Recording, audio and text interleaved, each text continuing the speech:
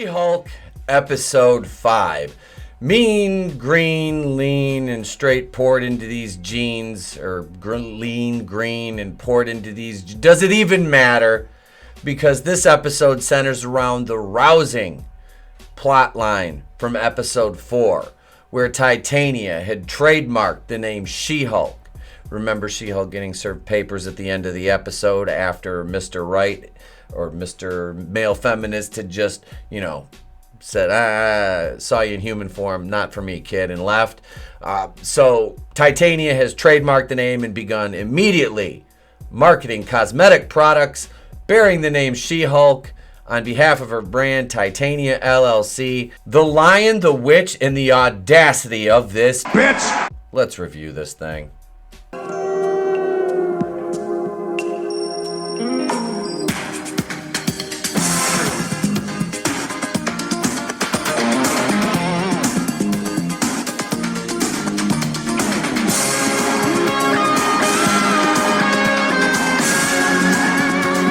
Of course, this episode starts out with a horrible commercial for Titania's She-Hulk brand. Jen is listening to a podcast, and it's of course involving Titania and the use of the name for promotional reasons. And Jen is in human form, and she's driving her little Prius, and she's annoyed because someone dumber than her is using the name She-Hulk and monetizing it, when Jen didn't even want it in the first place, which is a big point of contention here with the forthcoming court case, which we'll get to that riveting scene. Speaking of riveting scenes in this episode, we'll talk about that in a little bit. And now for something completely different. Back at her apartment, her idiot cousin Chet barges in. Remember Chet, one of the shining examples of the male representation on this show. Yeah, well, he barges in with a bunch of boxes of She-Hulk merchandise, and he wants Jen to sign them as She-Hulk so he can sell them and make money off her name, because this guy is like, a manager at the Best Buy. He's doing big things, making money moves here, like Cardi B said, right? No. Don't like that. And she attempts to explain to this idiot that she doesn't know the name, Titania does, and then he tries to explain to her in his stupid way, because he's written stupid by these female writers who obviously think all men are idiots, weak, evil, or, a combination of dumb, idiots, and evil all rolled into one amalgamation of that's what a man is. But Chet is not that, and this scene is just dumb. So she decides to go down and she's going to confront Titania. All right, this is what we're going to do. Oh, wait, you serious? Let me laugh even harder. So we go to the cosmetic show being put on by Titania, and Jen and, of course, her diverse paralegal Nikki go to confront Titania, as I mentioned before. When Jennifer does confront her, a fan ends up having Jen take a picture of her and Titania, to which, of course, Jen doesn't say no. She actually does it. And then back at the office, her and Nikki are, of course, lamenting the loss of the name She-Hulk to Titania. And Jennifer tries to play it off like she doesn't care. And then as Nikki's talking to her, she's crushing her stapler in her hand, while she says she'll miss, among other aspects of being She-Hulk, having the name, being able to walk home at night wearing headphones and feel safe. Yes, because you can't walk home as She-Hulk at night without the use of your name. Also, she says She-Hulk has better hair and no hangovers. Yep, written by idiots for idiots, folks, and I gotta be honest with you, this is almost as insulting as most of the Batwoman dialogue through between season 2 and 3 at this point. I mean, this... I don't know. I didn't even bother to look because it's just bad. I can look it up. Who wrote this, which one of the hens in the writer's room wrote this episode, because this has Dana Schwartz all over it. So, diverse Nikki is at her desk bemoaning that she's broke and Titania is rich while she peruses her products, which is weird, but okay. When lawyer guy, who's not an evil white idiot, probably because he has some kind of accent, so he's foreign, which means he's an ally. I don't know how the formula quite works because I'm not that smooth-brained to employ such idiotic tactics. But anyway, I can't remember his name anyway, which I don't really think it matters because he's just here to move the plot anyway. So he comes up to Nikki's desks and asks her for a favor. And she asks in return, for interest and another favor. And he says, I need you to stand in line for a sneaker drop because he wants 2 pairs of the Iron Man 3s. And Nikki, of course, wants the favor to be getting his clothing guy to make some superhero clothes that'll fit Jen in both human and She-Hulk form, to which this guy, of course, agrees because the idiot writers need a contrivance to move the story ahead and to get us to our next race-swapped character, but we'll talk about him after this next idiotic scene, because Nikki and Doofus go to meet this guy, and they pull up in front of a boba tea cafe, and he tells Nikki that it's just a front for the superhero clothes. So they go in, and he tells the guy at the desk, who is, I don't know exactly what ethnicity it is, but that'll come into play in a minute.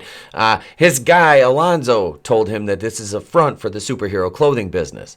And Nikki tries to speak Chinese to the guy that's working in there, and he says he's not Chinese and gets offended. So he walks through, and she's feeling like an idiot.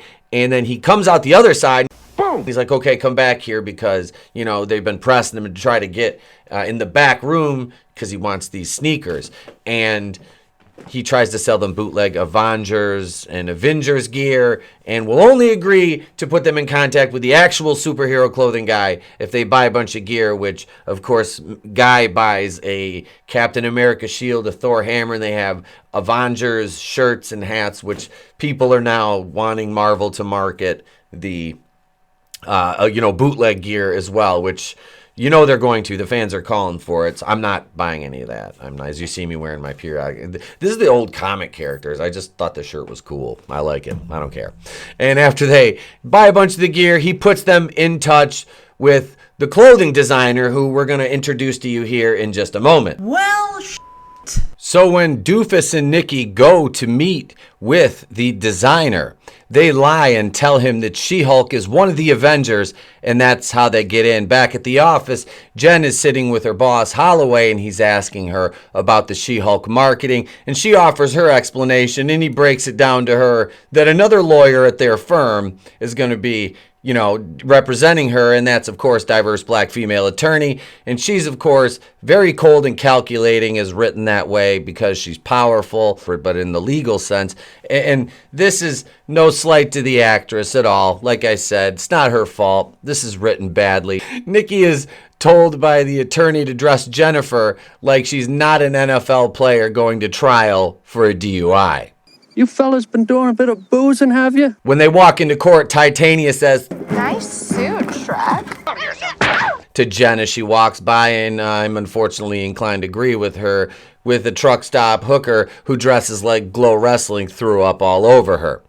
Titania's lawyer immediately moves for a dismissal, and then Jen's attorney expertly moves for a summary judgment, and Titania stands up in court and babbles about foot exfoliants like Quentin Tarantino somehow there, and her lawyer tries to prove that Jennifer didn't want the name, playing a video clip where she calls it reductive and lazy, which is commentary from the hags in the writer's room, who are angry that their female character is a derivative of her male counterpart, and they can't rename her, so the patriarchy is again holding their character development down, or something stupid like that the cat ladies think. Jen's female lawyer has a trick up her sleeve, and it's, the suspense is killing me, another video clip. This time, it's an on the news segment with Jen in She-Hulk form, and she talks about how she likes the name She-Hulk because, like it or not, she's stuck with it.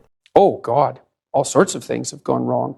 Our next step of the journey in this 5th episode, I know, it's riveting stuff, folks. It's absolutely just mind-bendingly, amazingly well written. Takes us to the superhero clothing designer, Luke Jacobson, who looks like Lil Wayne fucked Stripe the Gremlin. Of course, they've race-swapped this character, who used to be a blonde guy. I know, color me surprised. I understood that reference. One of these things is not like the others. But for the sake of the smooth-brained writers and the target demographic, who are also equally as smooth-brained, they made the character a black guy. So, what did you think I was going to say? They stuck with the source material and, this character stayed the same because they thought no one would notice? Now comes the part where we throw our heads back and laugh. Ready? Ready! Jen and Nikki are in Jacobson's apartment or design studio or whatever, and there's people everywhere doing clothing design things, and it was all I could do to not fall asleep during this scene. Either that or roll my eyes all the way back to my skull. You have done that yourself. Jacobson asks if the Hag convention is in town when he sees them, and of course he's overtly effeminate because we've covered why they do that to certain characters. And Nikki reassures him that Shulky is going to be a big star. I don't even know why I used that name. I'm retarded. He tries to throw them out, but agrees once he sees her switch forms back and forth to design her outfit. So I'm guessing we're going to see the purple and white spandex that, come out of this eventually that she wears in the scenes, the action scenes, when she's actually not wearing a pantsuit like a big green Hillary Clinton. Back at the law firm, Jen's attorney has one of her failed dates by her side as he's been called as a character witness to prove the usage of the She-Hulk moniker by Jen, and it's the weird guy who called her a specimen when she was doing all those same dates in the same night at the same restaurant at the same table. Remember that? Pepperidge Farm remembers. They've made him 50% more cringeworthy this episode, just like new Tide Pods are 50% more delicious for millennials. Todd said, and this is his name, Todd, said that they should reconnect soon, and Jen, of course, agrees with him weirdly, and Nikki makes fun of her for it because how quickly she rolled over for this. And when Jen and Nikki are outside, she has the idea to use all the guys she dated as She-Hulk to prove that she self-identified with the name prior to Titania finding the paperwork because she had a dating profile as She-Hulk. So this guy was there because She-Hulk's attorney also represents him. So he's not he wasn't just there randomly to see her, as if that makes any kind of difference. Nope. So She-Hulk's attorney reads from her dating profile in the About Me section, and we get the episode title, Lean, Green, and Straight Poured Into These Jeans, to which Titania says, ew. Great dialogue. Great dialogue. This will probably be nominated for an Emmy. Also, she reads, what are you looking for in a partner? That section says, a sturdy back and a reinforced bed. JK, JK. So what I'm hearing is the sexualization and objectification of a female character can only be performed by talentless female writers who knowingly self-insert themselves into a story to make up for the fact that they're pathetic and lonely? Got it. Fuck me, right? Then, 4 of her dates take the stand and give testimony, which I'll spare you the details of because the dialogue is, of course, shite. But male feminist guy seals the deal for her, and She-Hulk gets her summary judgment and wins. Yay! After 21 or 22 actionless minutes, this is the fucking payoff for the episode, right here. You out of your goddamn mind. Son of a bitch! Son of a bitch! Titania stomps by her and says, "This isn't over." And then the big bodybuilder guy simps for Titania, the one that asks She-Hulk how much she deadlifted on their date. And she says, come buy me stuff. And they leave. And I felt like this was probably, this was one of all of the writers, kind of fantasizing about some guy, kind of white knighting for them. I don't know. And male feminist guy leaves and he and Jen smile at each other. And again, nobody cares. So Jen goes out for drinks with her attorney and they celebrate the win. And she tells Jen she doesn't know any attorney who would humiliate herself like that. And then her attorney says their boss couldn't do that because he's never had to prove his worth to a parade of underwhelming men. And the misandry continues unchecked and promoted into dialogue that if it went the other way would be considered problematic. That is correct. Her attorney also tells her that you can have literal superpowers and some guy with an internet connection would still think he can do better. Then insults Jen's wardrobe and walks away. And again, the misandry just on full display here. But, it's fine. It's all fine because it's done in the name of poorly constructed comedy, right? That is a cunt move. This leads She-Hulk back to go see Luke Jacobson to pick up her outfits. And she's trying on clothing and he gives her the Hillary Clinton pantsuit as well as her superhero suit in separate bags. And he notices a hat box sitting out and we're given a glimpse of Matt Murdock's Daredevil headgear as a tease, which was strategically put in place to distract you from the fact in 25 minutes that nothing fucking happened. Also, there's no post-credit scene this episode, which is fine because they've all been useless anyway, unless you want to watch her move Culligan jugs again. But to be honest, I'd rather just watch She-Hulk cosplay on Instagram. So there's that. That's literally it. If I had to sum up this episode, if I had to have somebody do it for me, George, take it away. I think I can sum up the show for you with one word. Nothing.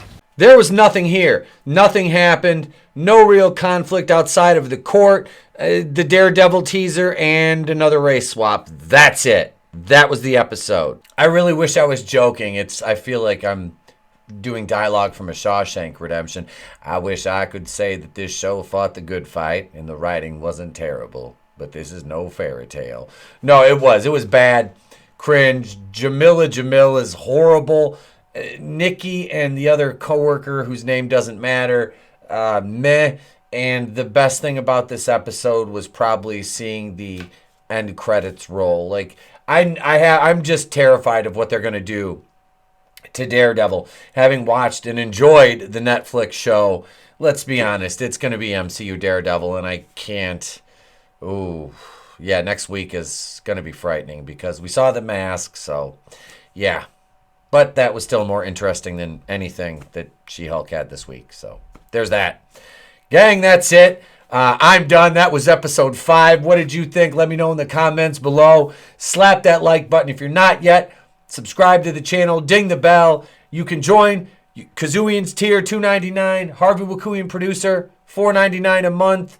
8 member streams a month, plus exclusive content just for members. Ladies and gentlemen, thank you so much. If you don't want to join, just watch the videos, interact. We appreciate it. I'm Etep Wakuian of the Place to Be Reviews. I've been here with all of yous. If I don't see you, have a great day. Pleasant tomorrow, and I'll catch you on the next one.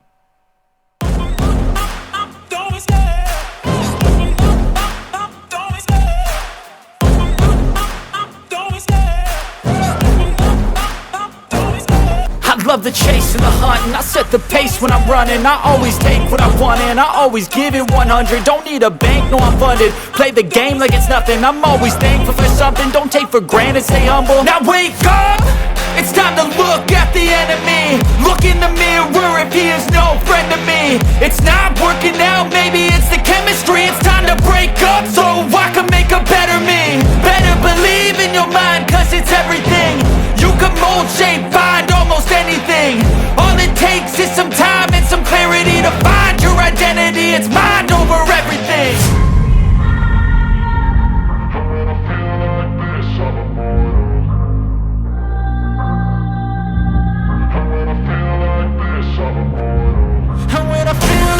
It's better to burn out than to fade away.